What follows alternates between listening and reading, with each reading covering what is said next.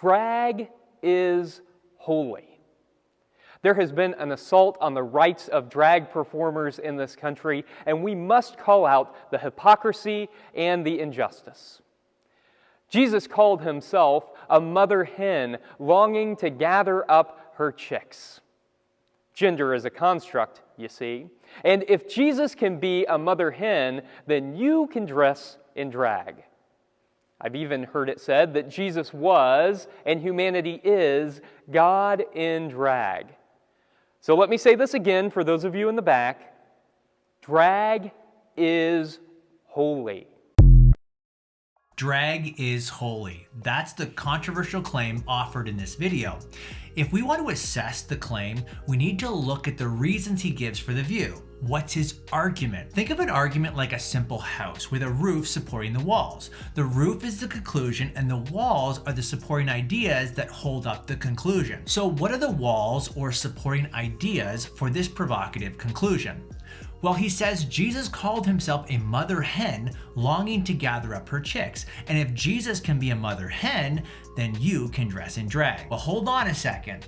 Jesus did say, "Oh, Jerusalem, Jerusalem, the city that kills the prophets and stones those who are sent to it, how often would I have gathered your children together as a hen gathers her brood under her wings, and you were not willing." Notice though that this verse is a simile, which is a figure of speech comparing two unlike things with the words like or as.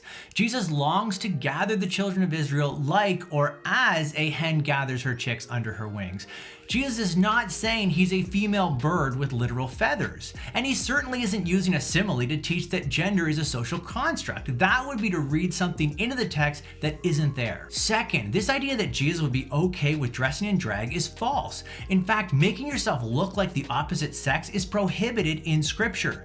God explicitly forbids crossing the gender boundaries in both the Old and New Testaments. Deuteronomy 22:5 states, "A woman shall not wear man's clothing, nor shall a man put on woman's clothing, for whoever does these things is an abomination to the Lord your God." Though this is in the Old Covenant, the moral principle standing behind this prohibition also appears in the New Testament. For example, in 1 Corinthians 11, Paul says it's a disgrace for a man to make himself look like a woman because of his hairstyle. And in the same letter, Paul cautions the Corinthian church from accepting unrighteous activity, including effeminate behavior. This word is translated from a Greek word, malakoi, which literally means soft men. It likely refers to men who act like a woman through their mannerisms, dress, makeup, and sometimes even castration. In light of what we see in Scripture, it is unlikely that Jesus would approve of dressing in drag. And finally, this argument is a non sequitur. A non sequitur is when the conclusion, in this case drag is holy, does not follow from the premises.